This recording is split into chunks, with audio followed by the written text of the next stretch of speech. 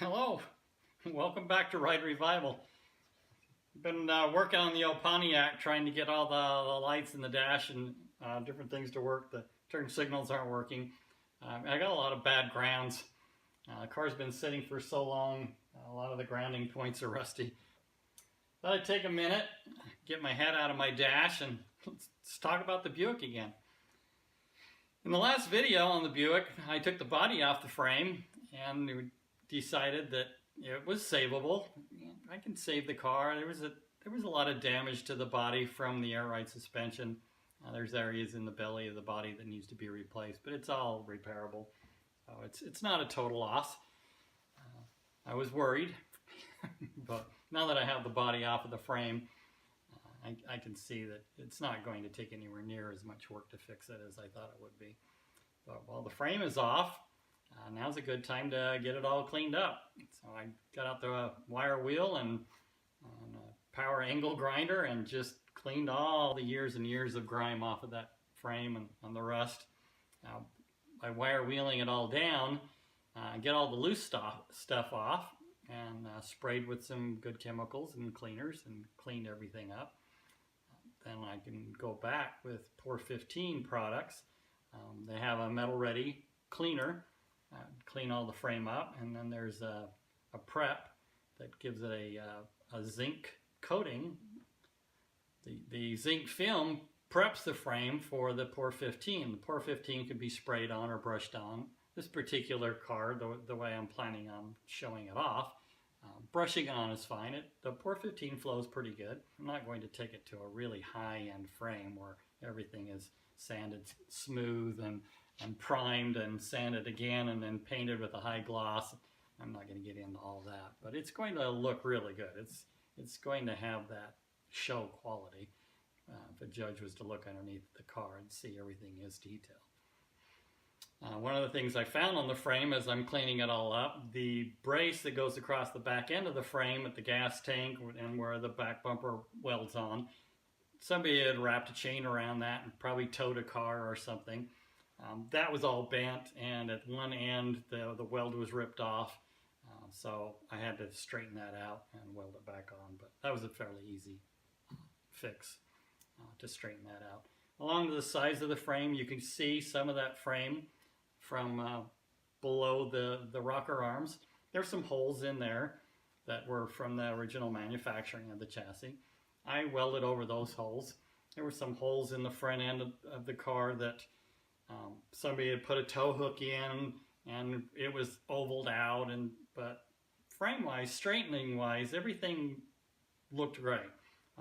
Did some cross measuring on it. The frame was square. So there were just holes like that I wanted to clean up, ground them out, welded plates over all the holes, put a little bit of filler over my weld so that those were all cleaned up and smooth so that it didn't look like those holes were ever even there. Once the frame was all prepped and ready for paint, I brushed on Pour 15. It looked wonderful. Pour 15 flows really well, so the brush marks just pretty much disappear. Look great. Now it's time to put all the suspension and everything back on. The rear suspension of the car, I just didn't see any reason to upgrade and spend all the money on aftermarket parts. These channels that originally came from the factory, they're a little bit weak. But what a lot of guys are doing, there's some aftermarket pieces where you can actually buy metal plates to close those in and box them in. So I just grabbed some metal and bent it around the ends of these channels for the 4-link suspension, welded them all in, and they boxed in really stout. Put in some polyurethane bushings. They're not adjustable, but I think they're every bit as good as the aftermarket pieces. They're probably a little heavier, but I'm not really concerned about taking any weight out of the car. I'm not concerned about taking it to a drag strip or taking it to a slalom course and just really beating it through the turns. It's convertible. The horsepower is going to be respectable in the old Buick motor, but I'm not going to put anything in it so beefy that I'll be tearing the rear end out from under the car. At this point, might as well take it all apart and replace the gears. Decided to go with the 390 gear in the rear end. While the axles were out, put in new seals and bearings in the axles, and then while I had all the brake system off, there was no reason to put the drums back on. This is a good opportunity to switch over to disc brakes. Well, again, I'm on a budget, so I started looking into what works on this particular car that could be taken off of another car in a wrecking yard. So one of the things I was reading online was guys were taking disc brake systems off of 96 Camaros and put them onto these older cars. From what I'm reading, it's pretty simple change. The bolt pattern on the housing is the same, the bolt pattern to the axle is the same, and then it's just a matter of making some adjustments to get it all to line up. So I went to a local pick and pull for 200 bucks, bought all the parts, got them home, put them all in, and sure enough, it was just a matter of grinding some areas to change the way it mounted, added some spacers and some bolts for the 4 bolts that held it all to the axle, and everything lined right up. The only thing I really had to change was the cable system that went to the emergency brake. That was fairly easy to change, just with some different cabling clamps. And then the way the bracketry worked out for the caliper position was in a way that there was a weight on there that is a balance or a vibration dampener that was hitting on the control arms, the lower control arms of the car. But by making just some slight adjustments and changing the bolting, I was able to even keep that.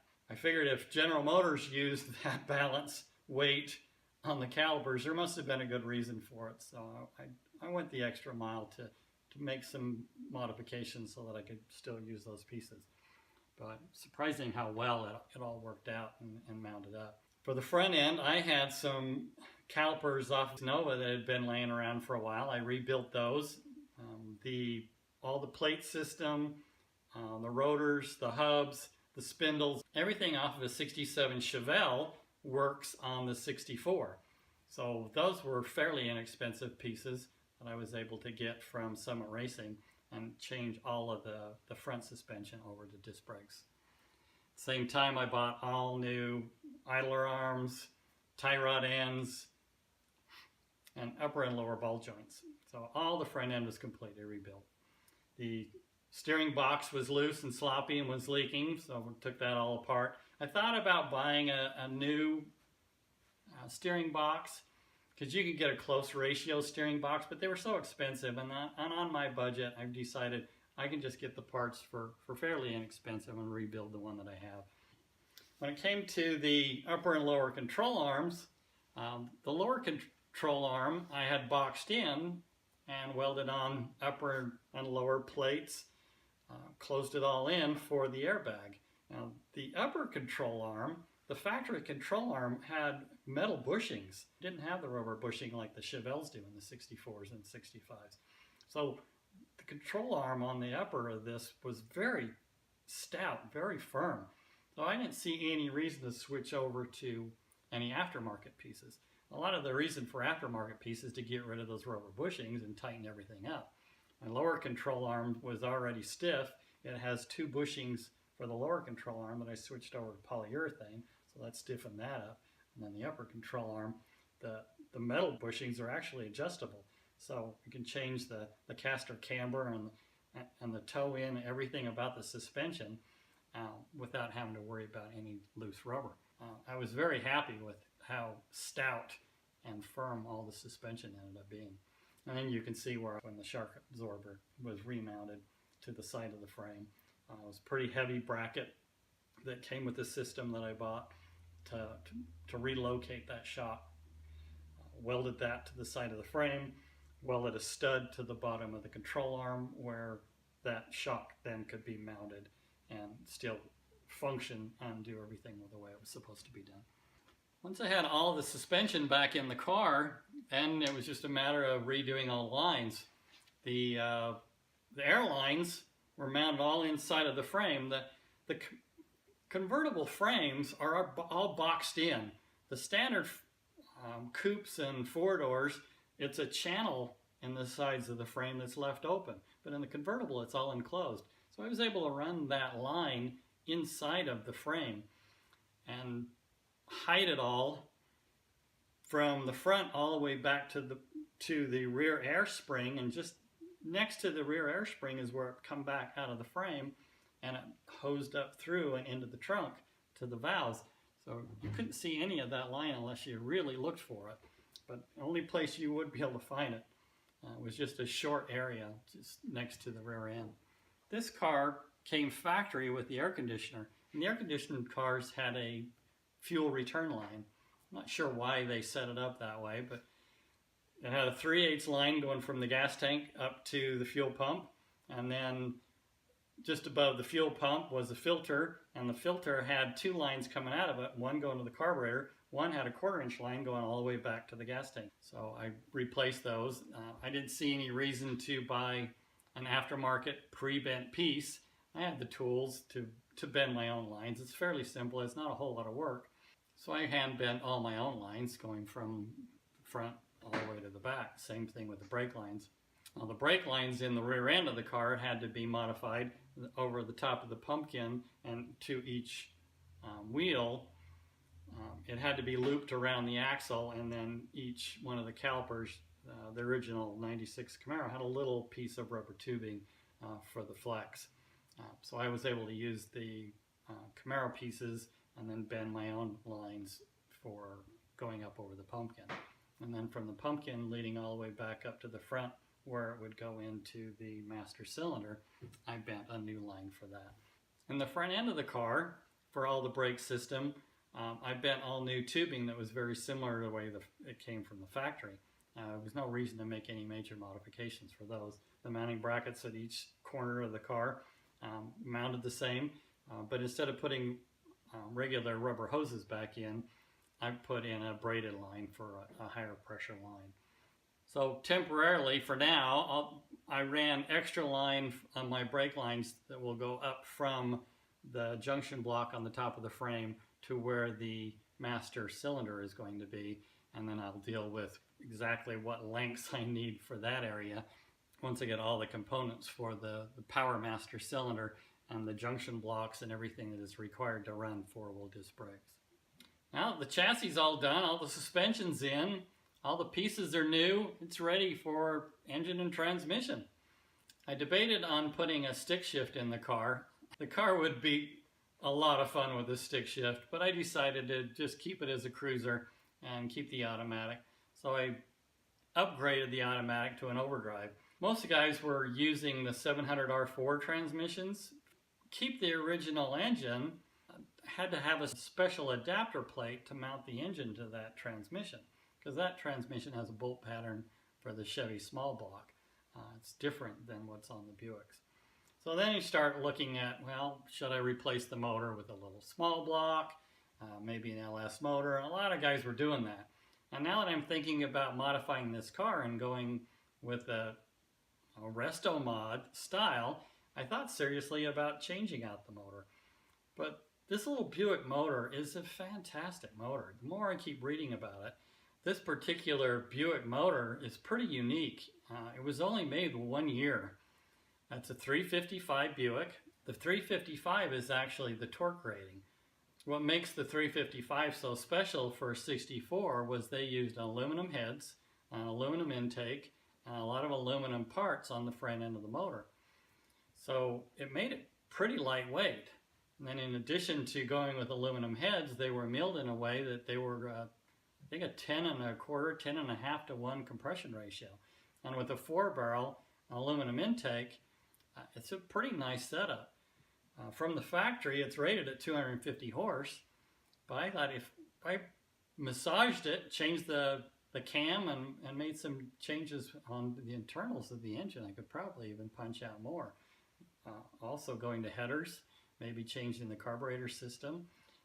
I might even be able to push this up over 300 horsepower, which is pretty respectable for a lightweight car with all those aluminum pieces on this motor. One of the things that I found out in my research was Range Rovers had the exact same heads. In 64, when Buick decided not to repeat that head, they went back to a cast iron head in 65. Range Rover bought the specs to the 63 aluminum blocks that they used in the little fireballs And it was my understanding that they bought the molds for these heads that were used on this 355. So Range Rover had an aluminum valve cover that fits right on these cars. And that's one of the things I was finding with this particular motor is there was really not a whole lot to offer when it came to aftermarket speed parts or dressing up the engine. The valve covers that originally came on this, they're not the most attractive valve cover, even when they're painted nice. So I found a set of aluminum valve covers off of a 99 Range Rover that I was able to paint black, and then it had fins on the top. I sanded those fins down and added a really attractive looking valve cover. And the original valve cover had a thread-in plug for your oil filler, and that was molded in plastic. It was bright orange. It was just hideous. I got looking at it, and the plastic was starting to crack, and I chipped it off, and there was a really nice finned aluminum piece underneath it that would screw in. So I polished that up and put that on, and really dressed up the valve covers. Then in addition to the valve covers, the 99 Range Rovers had the little stubby headers. Now, headers for a 64 Skylark were really hard to come by. There was a company called, I think it's Poston's Buick. They were making headers for these. I did order a set of long tube headers for this car, and I waited and waited and waited, and finally, after 6-7 months, they canceled the order and they decided they weren't going to make them anymore. So that was not an option. So luckily I had the option of using the headers off of a Range Rover. My understanding was that they had to be slightly modified in order to fit the car. So while the engine and transmission was out of the car, I decided to take it all apart and replace all the gaskets and seals in it because it was leaking everywhere. And for the fact that it was leaking so much on a new rebuild, I was a little concerned about the quality of the rebuild. So I decided to just take it all apart and inspect it. I took the intake manifold off and inspected the camshaft, and the camshaft was heavily worn. I don't think it had been replaced. So I figured, well, now's a good opportunity to put in a high-performance cam, do something a little bit of a mild cam. I didn't want to go too radical with an automatic. So while I'm redoing the cam, might as well do the lifters. And of course, if I'm doing the lifters, I'm going to do the push rods. Push rods lead to rocker arms. And when I inspected the rocker arms rock on a shaft, and that shaft has holes that are drilled in it, and the oil comes up into that shaft, and it comes out through those holes into the rocker pivot points of each one of those rockers. Well, those tubes, whoever assembled the motor, put those shafts on upside down. So the oil was squirting out to the top of the head instead of squirting out into the rocker arm itself. So the rocker arms were rocking back and forth on that shaft with little to no oil. Every one of the rocker arms were ovaled out, and they were all sloppy. So it wouldn't have taken much longer before it would have thrown a rod. One of those push rods would have just popped off the ends of those rocker arms. So it was a good thing that I ended up taking the car apart, because it could have been disastrous. Definitely would have ended up losing a push rod or breaking off one of those rockers. So I had to order all new rockers. I had to order new shafts. I got new push rods, bought a new cam, and all new lifters. After seeing the cam and the rockers, I decided I'd better just take the whole engine apart and inspect everything. So I took the heads off, checked the ridge on the cylinders. There was no ridge on the cylinders, so the cylinders had been reamed down, they'd been honed, the cylinders looked great. The rings all looked really good. The rings had good gap on the ends of those, so it had been re-ringed. All the connecting rod bearings and the crankshaft bearings, all of those parts looked great. So somebody did rebuild the lower end of this car, but I don't know if they just assembled it wrong or they put the old parts back in. But when it came to the camshaft, cam bearings, the lifters, push rods, rockers, I replaced all of those pieces. With the motor all put back together and all new seals in it, I'm feeling more comfortable and confident about the rebuild now. I decided rather than painting it that Buick blue, I went to a black, and I I got a high heat black paint, but I got a metallic black. So it had a charcoal black color to it. And I painted all the metal surfaces and some of the aluminum with the black, and then cleaned up so that some of the aluminum showed through. So the heads I'd cleaned up to be original aluminum, left them the aluminum color. The intake, it was a cast aluminum piece. It was really rough.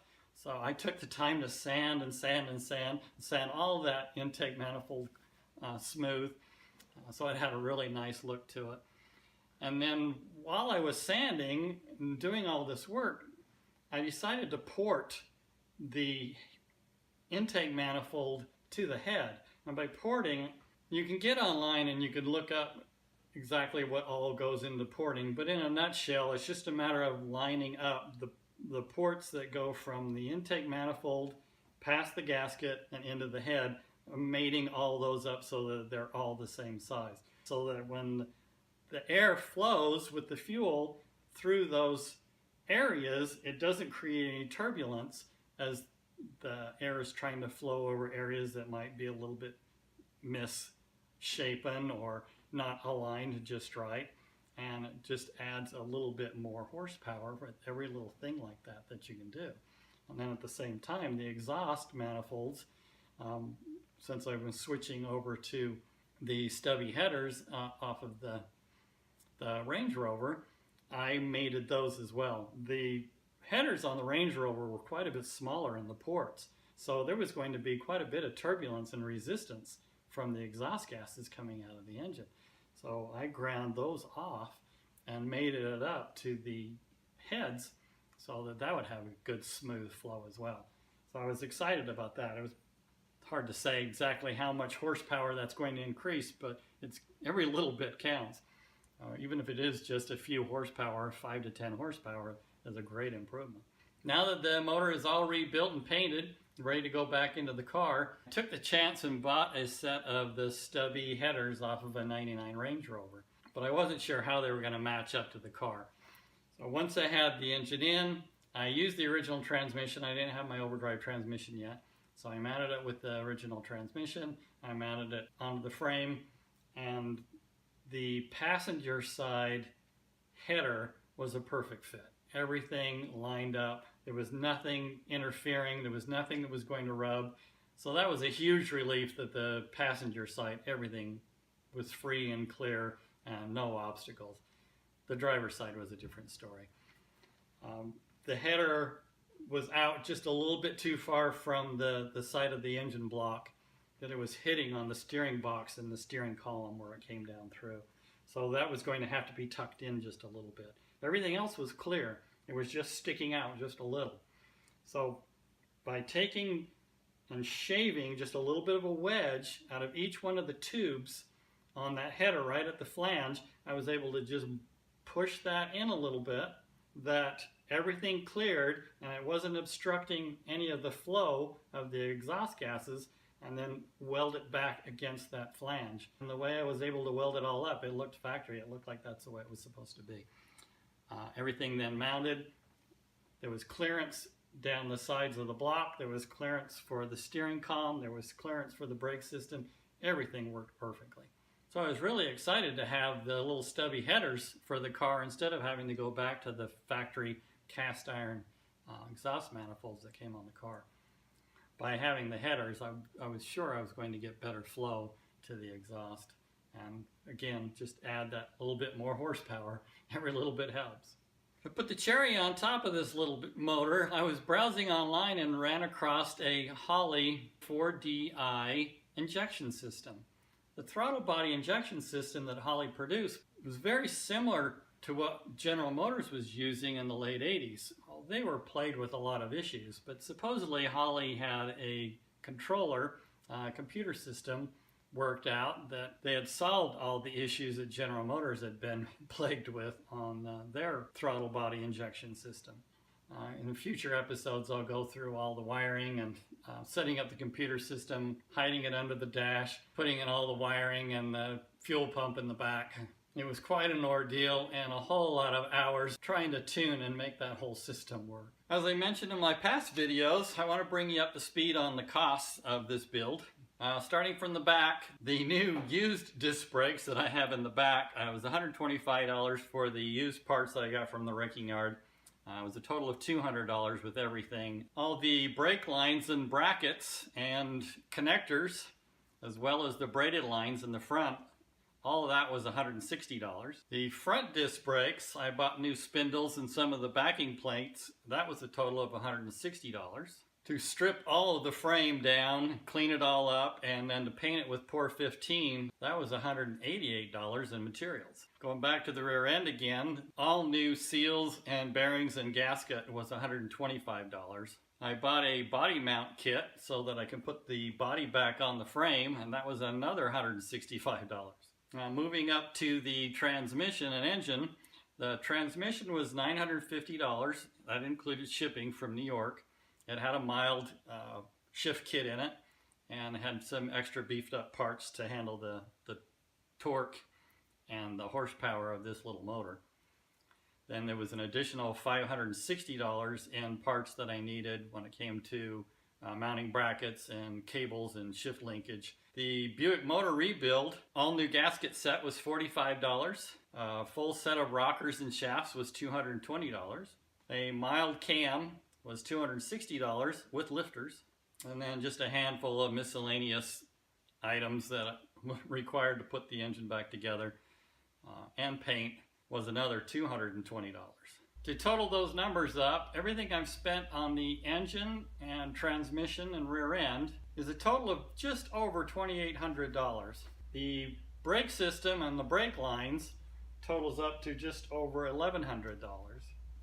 So if we combine that with the $8,850 that I've spent so far in the other videos, that's including the cost of the car, that's a total of $12,550.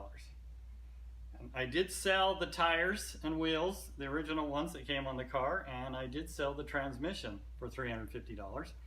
So that's a total of $650 that I can take off of that total bill. So that draws me just below $12,000 total for the car. Now if we tally up all the labor hours that I've put into the car, I have a total of 185 hours that I put into the car before this video. And this video I put another 208 hours into the car. So that is a grand total of $12,365 in labor at $55 an hour.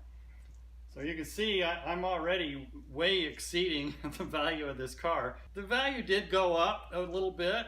It's pushing $20,000 for a restored car. Well, this car is far from being finished. So I'm at $24,000 if you include the labor. But at $12,000, I'm covered. Like I keep telling my wife, it's money in the bank.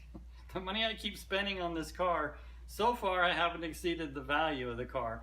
So once it's finished, then I should be safe. But the key is it's got to be finished. Thanks for watching my video. If you like what I'm doing, give me a thumbs up, leave me a comment, subscribe to my channel, and you'll get notification for all my future videos that are coming up. I've got some more videos coming up about the Buick. I've got some videos coming on the Pontiac and also the barn find Ford pickup truck. Thanks again for watching. Bye now.